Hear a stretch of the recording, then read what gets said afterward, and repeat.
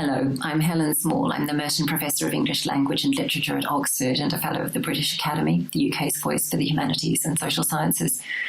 I'd like to talk today about the ideas in a book that I've just published during lockdown with Oxford University Press, The Function of Cynicism at the Present Time, and in particular about what it has to say about the ways in which our cultures of public debate tend to work.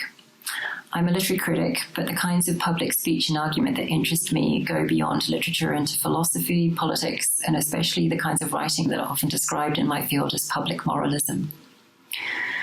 When people hear that you're working on cynicism, they tend to make one or two assumptions: that you're diagnosing an unhealthy amount of it in our culture, and that you think we'd be better off without it. There have been a great many books on that, along those lines in recent years, many of them directed towards American situations. Unless, that is, the person you're talking with has been reading recent radical philosophy, in which case they may lead to the assumption that you want a heftier amount of it in our culture. I think we should take a more relaxed view. Cynicism, as I see it, is part of the range of ways in which we may choose to engage with others. It's something most of us resort to on occasion, most often because we want to inject a bit of energy or aggro into a discussion. Doing that too often is likely to get us into trouble. Doing it occasionally, doing it tactically even, can be very constructive, and it's those constructive uses that really interest me. Before I go further, what is it? In its main modern sense, cynicism is a characterization of a habitual way of talking, and if you take it seriously, a habitual turn of mind. Broadly described, a cynic is a person given to casting doubt on the motives that drive other people. So, for example, you may say that you gave a sizable donation to rebuilding Notre Dame because you care about its enduring religious, historic, and cultural significance in and beyond France. I, the cynic, say that you did so because it made you look good. It distracted public attention from your unsavory business practices, perhaps, and it helped your tax return. Cynics are quick to spot self-interest at work, in other words, and it's their self-appointed task to call it out, to draw attention to it, to lower the tone. In doing so, they're typically blunt, tactless, forthright to a fault. These are the most common modern associations of the word. Any good dictionary or history of philosophy will tell you that today's typology has its origins in the sayings and doings of the first cynics in Greek antiquity, Antisthenes, Diogenes of Sinope, and their followers up into the 4th century. Cynicism was the most striking branch of the Socratic tradition, revolutionizing moral discourse by insisting upon the basic animal nature of the human being. Shameless in their manner of living, pissing, satisfying their sexual needs in public, the early cynics wanted to liberate humanity from conventional material desires and emotional disturbance. They honed the art of doing without. Diogenes was famously said to have made his home in a tub or barrel. Seeing a young man scoop up water in the hollow of his hand, he threw away the wooden cup he'd been using, pleased to realize he didn't need even that. Above all, the cynics were seen to debase the currency of conventional mores or morality. That's an allusion to the story that Diogenes was the son of a banker responsible for issuing and overseeing the local currency at Sinope. When the coinage was found to be adulterated, the father was imprisoned and Diogenes fled into exile, says the story. Similarly, cynic philosophy devalues the moral currency of the day, chipping away at or adulterating the metal base. By implication, if it were to circulate widely, the damaged currency, the moral economy of public life would be compromised. The aim of the original cynics was philanthropic. Through cynical speech and living a life of exemplary simplicity, they looked to cure people from the errors of value and judgment that can cloud reason. And they weren't averse to a bit of staginess. Diogenes is famously said to have carried a lighted lantern into the marketplace in the full light of morning. When asked what he was doing, he said, "I'm looking for man," meaning for anyone capable of understanding and living in the knowledge of what it really means to be human. Most of that philosophical apparatus or framework drops away after the high point of cynic influence in the Roman Empire, except for an important line of influence that runs through the history of Christianity. What we're left with is a very strong characterization, remotely historic, tied up with a few famous stories about Diogenes principally, but no longer a lived or coherently livable practice of philosophy, I think most people would say. Cynicism was always a strong act of self-characterization, but the further we get from its original forms, the more that characterization looks theatrical, excessive, maybe absurd, certainly hyperbolic. To call someone a cynic or to pose as a cynic yourself is to activate a type. selecting and repeating from a known range of characteristics. As philosophical cynicism moves increasingly toward literary and, in the 20th century, psychological cynicism especially, it increasingly gets associated with a style of speech, abrasive, confrontational, debunking, not interested in dialogue, and unimpressed by high ideals.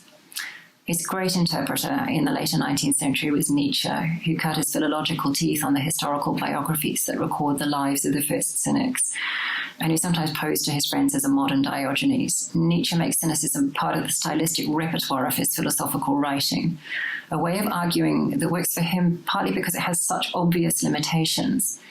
When he's being cynical, for example, about the origin of our commitment to morality, you can be sure he wants to get you thinking, worrying about how much he means it and where he's really coming from. Above all, Nietzsche found cynicism helpful in articulating what it might mean to break the hold of convention and be free-spirited in your philosophizing, and how best to fashion a philosophical style in the assumption of that freedom. Nietzsche's exceptional in how far he'd thought cynicism through. Most of the writers I've engaged with, from Thomas Carlyle through to the contemporary American novelist Dina Mengistu, are much more intuitive, so I think much more like the rest of us in what they do with it. Excepting Carlyle, most of them wouldn't standardly be thought of as given to cynicism at all.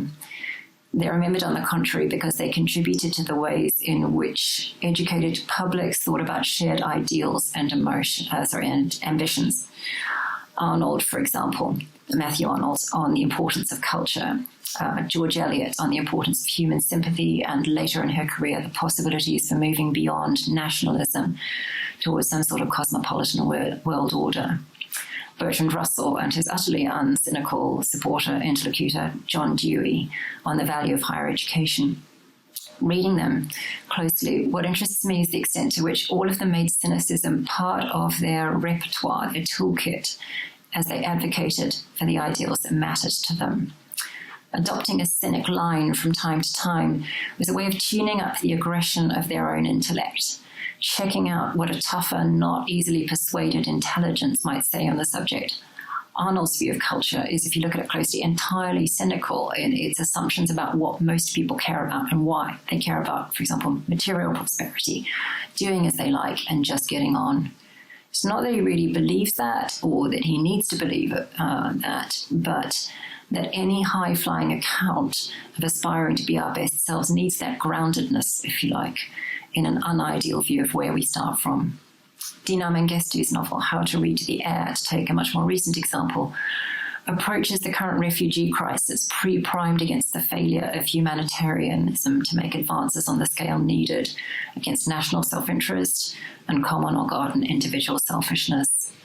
As I read it, the question Mengistu is asking is how tough we're prepared to be in acknowledging and fighting those realities. Clearly, what we're dealing with by the 19th century is a way of thinking about cynicism that has as much to do with how we think about psychology as about lived philosophy, as factors influencing how we argue in public for what we want. I wrote this book at a time when it had become glaringly obvious to most public commentators that our cultures of public debate have coarsened, partly under the influence of particular personalities on the public stage, and partly because of divisive political issues touching on deeply held identities, partly because the constraints on public expression seem to many people to have been weakened by social media and by under-regulation, the impossibility perhaps of regulating internet platforms.